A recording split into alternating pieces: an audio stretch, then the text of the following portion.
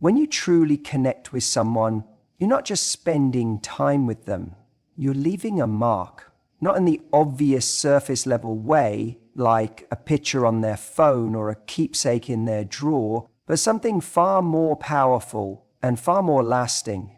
You leave an emotional imprint, a deep neurological and psychological residue of who you were in their life, whether that relationship lasted months or years, whether it ended amicably or in silence. When someone has genuinely felt you, your energy, your kindness, your quirks, your emotional presence, it lingers, and it doesn't go away just because the relationship ends. That imprint isn't erased with distance, distractions, or even with new people.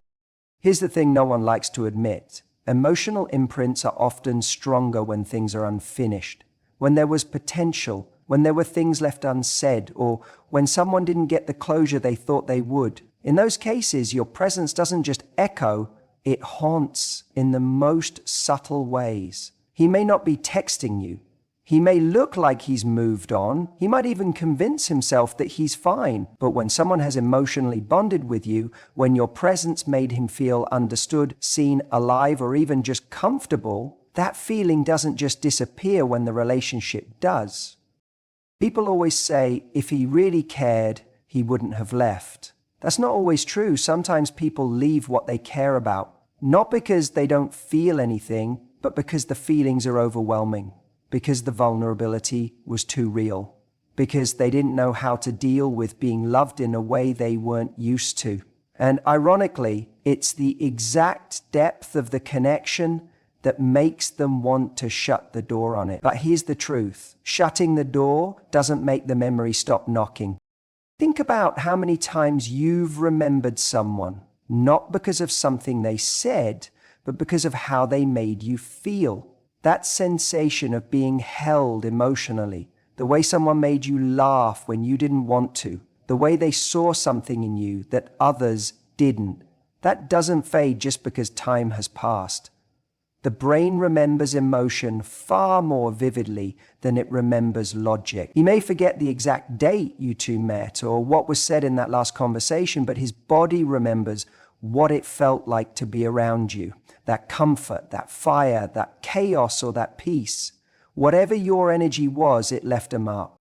And maybe he's out with other people now. Maybe he's trying to distract himself, filling up his time and his feed with everything that looks like moving on. But distraction isn't deletion.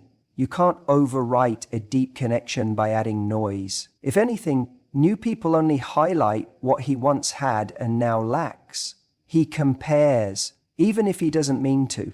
Your imprint becomes the standard, the ghost, the presence that hovers over everything else. People don't remember every person they date, but they do remember the ones who left an emotional impression, the ones who cracked them open, the ones who saw their flaws and didn't flinch, the ones who challenged them to be more, the ones who gave them moments of raw honesty. That's the part of you he can't shake, even when he tells himself he should, even when he's trying to prove to himself that he doesn't miss you. His logical mind may say, it's over, but his emotional body betrays that script. Every time he thinks of a joke you used to make, or hears that one song, or walks into a room and for a split second forgets that you won't be there. You don't need to be in his life anymore to still be in his head. When someone experiences a part of themselves with you that they hadn't unlocked before, when they felt more themselves around you than they do around anyone else, your absence doesn't feel like a clean break. It feels like something that's still echoing, still reverberating in the quiet moments. Emotional imprints are real, and yours may be living rent-free in his mind, no matter how much he tries to evict it. The mind is a storyteller. It doesn't just process facts and experiences like a simple recorder. It weaves everything into a narrative, a story that makes sense of what happened, what it means, and what it could mean for the future. When it comes to relationships, this storytelling function becomes especially powerful and persistent. Even when someone tries to move on, The mind keeps replaying scenes, conversations, emotions, and moments over and over again, searching for answers, closure, or understanding. This is why it's so hard to forget someone you once cared about deeply. Your presence in his mind isn't just a memory, it's an ongoing story that his brain refuses to let go of. When someone tries to forget, what they're really trying to do is overwrite the narrative their mind keeps telling. But the mind isn't passive. It's actively engaged in making sense of emotions that might be confusing or unresolved. The more emotional charge there is attached to a person or experience, the more the mind wants to revisit it, almost compulsively. If the ending felt abrupt, unfair, or confusing, the mind treats that as an unfinished chapter. It will continue playing the scenes like a broken record until it finds some form of resolution, even if that resolution never comes. Stories in the mind aren't just about facts. They're about meaning. They're how we process identity, self-worth, and emotional needs. So if you made him feel something he hadn't felt before, or showed him a part of life or love that challenged his previous beliefs, that story takes on a life of its own. It becomes a reference point in how he views himself and relationships in general. Even if he doesn't consciously want to remember you, the mind drags him back to the story because it's still trying to understand what you meant to him and why things ended the way they did. The mind is also prone to filling in gaps in the story with imagination. When reality leaves questions unanswered, the brain creates what-if scenarios, alternative endings, or fantasies of how things could have been different. This can be both painful and comforting. On one hand, it keeps the person stuck in a loop of doubt and longing, replaying moments and wondering what went wrong or what might have been. On the other hand, it keeps the emotional connection alive, even if it's idealized or distorted. So he might not just remember you as you were, but also as the perfect version of you that lives in his mind's story. Someone who could have been everything he wanted, if only. This storytelling function explains why people sometimes seem stuck in the past emotionally, even when logically they know they should move forward. It's not about willpower or lack of trying. The mind's narrative engine is doing its job, trying to resolve complex emotions and protect the self from uncertainty. It's searching for meaning in the heartbreak, the loss, or the confusion, which makes it hard to forget someone who once meant so much. Even when someone tries to suppress memories or avoid reminders, the mind often finds a way to bring those stories back. Triggers are everywhere. An old song, a phrase, a scent, a place, and suddenly the story floods back, complete with the feelings that were attached to it. This isn't a failure or weakness. It's the mind's way of processing and healing, even if the process feels repetitive and painful. What's fascinating is that the mind's storytelling doesn't just reflect the past, it shapes the future. The way he narrates his story about you and the relationship influences how he approaches love and trust going forward. If the story is full of unresolved feelings, regret, or confusion, it's like carrying an emotional weight that colors his next interactions. That's why some people keep comparing new relationships to the old one, or find themselves emotionally distant even when they want to connect. The story his mind tells about you isn't just a memory, it's a blueprint that affects everything else. This means the mind is both a prisoner and a creator of the past. It traps him in the loop of your story, but it also allows him to rewrite it over time. As he gains new experiences, perspectives, and emotional growth, the story can shift. But until that happens, his mind remains a relentless storyteller, replaying your shared moments and refusing to let go, even when he tries. When someone tries to move on from a deep emotional connection, they often tell themselves that meeting someone new will help them forget. They believe that by finding a replacement, someone who looks different, talks differently, or brings fresh excitement, they can erase the person who once meant so much to them. But the truth is far more complicated. He can't replace you. What he's really doing is distracting himself from you. And distraction, no matter how loud or constant, is never the same as replacement. Replacement implies that one person can simply take the place of another, like swapping one object for another on a shelf. But people aren't objects or items to be switched out.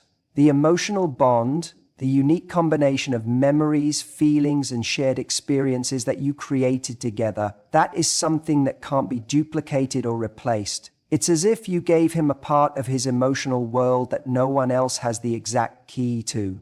That connection, that imprint, can only ever belong to you. When he tries to fill the space you left with someone new, what's really happening is that he's trying to avoid feeling the absence you created. It's a natural defense mechanism to run toward novelty rather than sit with pain or emptiness. This new person becomes a distraction, a temporary fix that covers up the raw edges of what he's actually feeling inside. But distractions are fleeting. They don't erase the original image or the original connection. Instead, they often highlight it by contrast. The more he throws himself into new relationships, parties, or social scenes, the more the space you once occupied in his heart remains empty underneath all the noise. It's like trying to cover a hole in a wall with a poster. The surface looks whole, but if you look closer, you know the damage is still there. So when the distractions fade, or when he's alone with his thoughts, the reality of what he lost, what he had with you, comes rushing back. There's also the issue of comparison, often unconscious but very real. When someone tries to move on quickly, they inevitably compare the new person to the one they're trying to forget.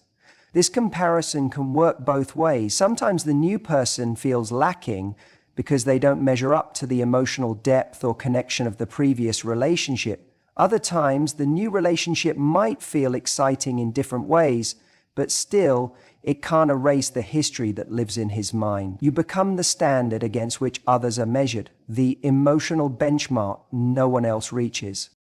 This is why trying to replace someone often backfires emotionally. Instead of feeling relief or closure, he might feel confusion or dissatisfaction. The distraction only temporarily numbs the feelings, but it doesn't heal them. Until he truly processes what you meant to him, whether that's love, loss, growth, or pain, he'll keep chasing distractions that never fully satisfy. It's important to understand that this isn't about him being weak or immature. The human brain is wired to hold on to emotional significance. When someone has made a profound impact on your life, they create a neural imprint that's deeply embedded in the brain's emotional centers. This imprint is connected not only to memories but also to identity and self-worth. Trying to erase or replace it is like trying to rewrite a part of yourself. It takes time, effort, and emotional honesty. Often, what looks like moving on is actually avoidance. He may convince himself that a new person makes him happy, but underneath, he's still grappling with the emotional gravity of what he lost. The distraction keeps the pain at bay, but doesn't allow for true emotional healing.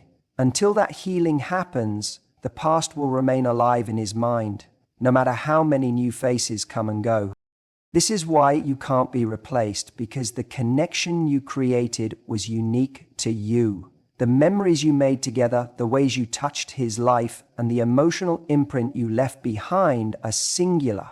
They aren't something he can simply swap out or forget by meeting someone new.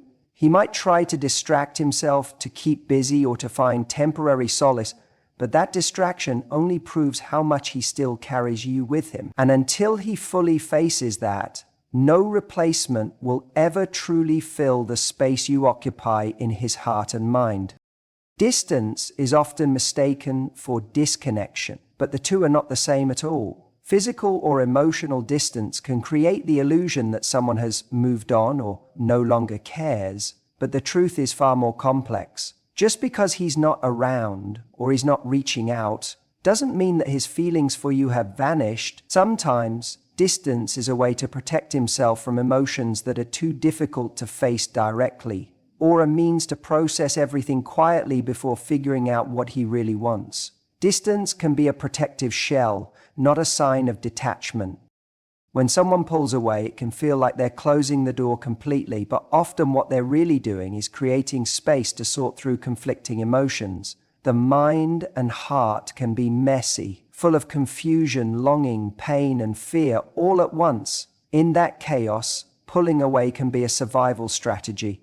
It doesn't erase the emotional connection, it just hides it temporarily. Behind the silence or absence, there can be a storm of thoughts and feelings, a relentless replay of memories, and a longing that doesn't quite know how to express itself. Many people confuse distance with disinterest, because it's easier to believe someone simply stopped caring than to face the reality of complicated emotions. When someone loves or cares deeply, distance can become a place of struggle rather than relief. He might be trying to protect himself from getting hurt again, or he might be wrestling with guilt, regret, or uncertainty. The absence you feel might actually be filled with internal conflict, a tug of war between wanting to reach out and fearing what that would mean. Emotional distance is particularly tricky because it can feel like a wall has been put up, but walls don't always mean the foundation beneath is gone. Sometimes the foundation is still there, just hidden, and because feelings aren't tangible, they can exist even when communication stops. This is why you can sense that someone is still there even if they're not showing it openly. The emotional connection lingers beneath the surface, quietly shaping thoughts and decisions. Distance can also create a longing that intensifies feelings rather than diminishing them. When you don't see or hear from someone, the mind tends to fill the void with memories and fantasies. Those memories are often idealized because absence softens the rough edges. This makes it hard to forget, even when he tries. The silence between you doesn't mean he's moved on. It can mean he's still deeply tied to the emotional story you both share, but struggling with how to handle it. In many cases, distance is a space for reflection. He might be trying to understand what went wrong, what he truly feels, and what he wants next. This internal work is often invisible, and it can look like indifference from the outside. But inside, he could be having some of the most intense emotional experiences. The process of figuring out feelings isn't linear, and it often involves taking a step back before being able to move forward. Another reason distance doesn't equal disconnection is that people process pain and loss differently. Some withdraw as a way to cope, others reach out.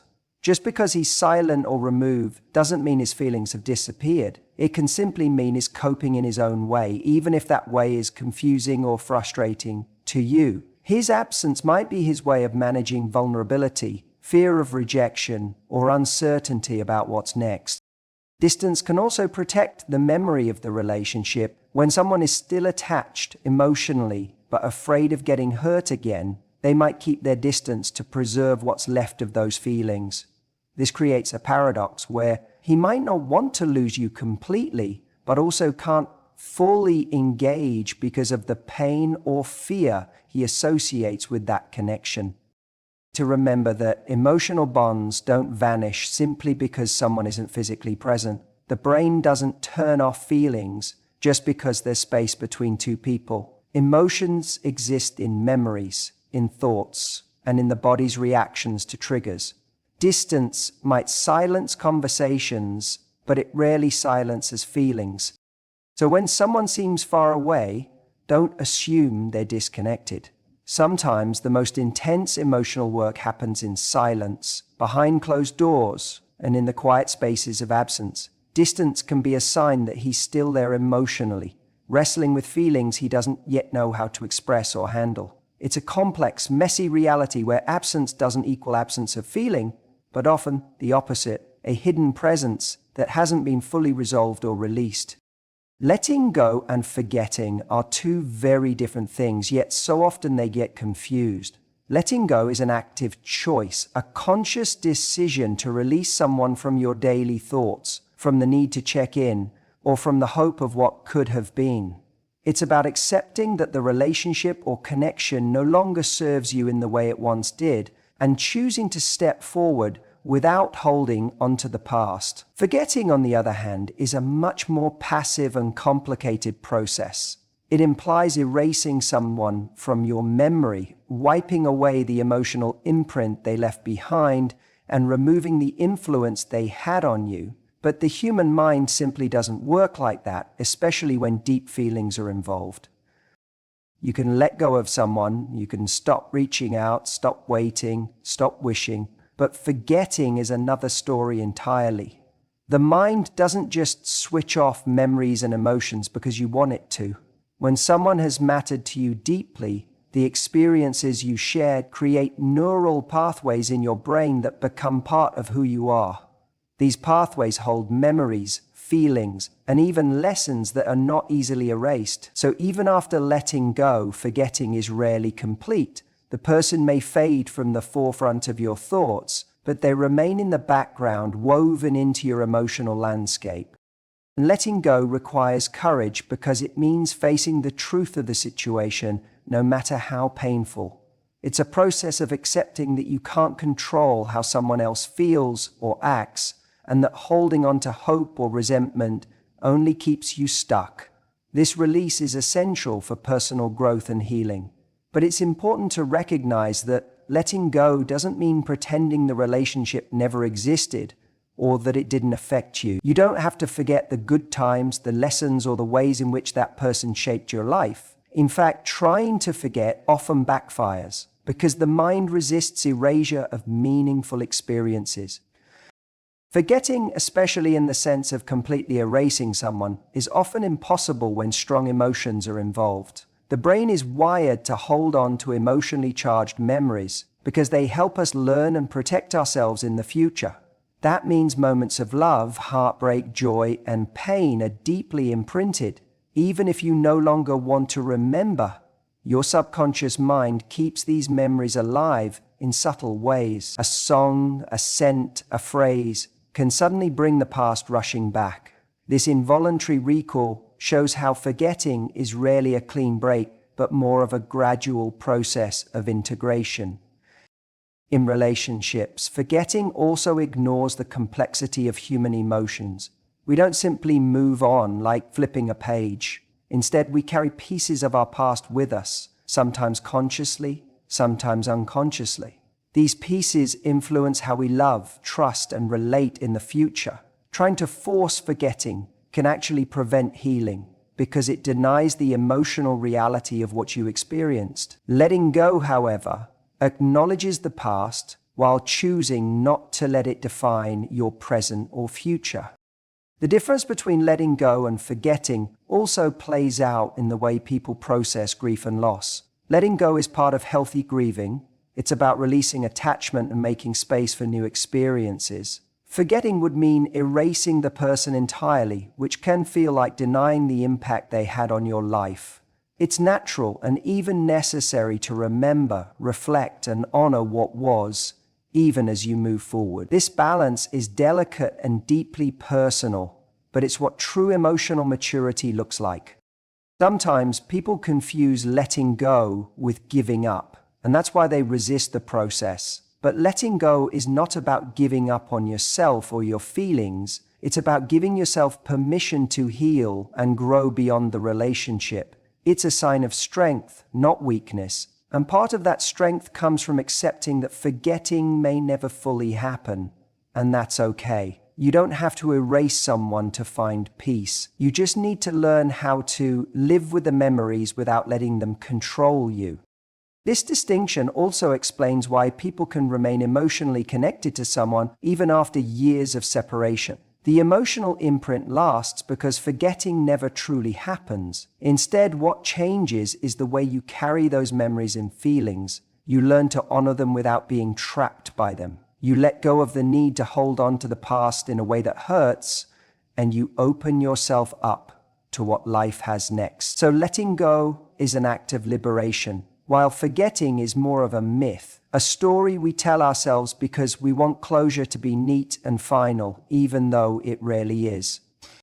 So, if his mind won't let him forget you, even when he tries, that's not a sign of weakness or failure on either of your parts. It's a reflection of the impact you made, the connection you shared, and the part of his story you'll always hold. And while time might dull the sharp edges of those memories, they don't simply vanish. What truly matters is how both of you choose to honor what was, grow from it, and step into whatever comes next with clarity, courage, and self-respect. Because sometimes the strongest thing isn't to forget, but to acknowledge that some people leave a mark on us that lasts a lifetime. And that's okay.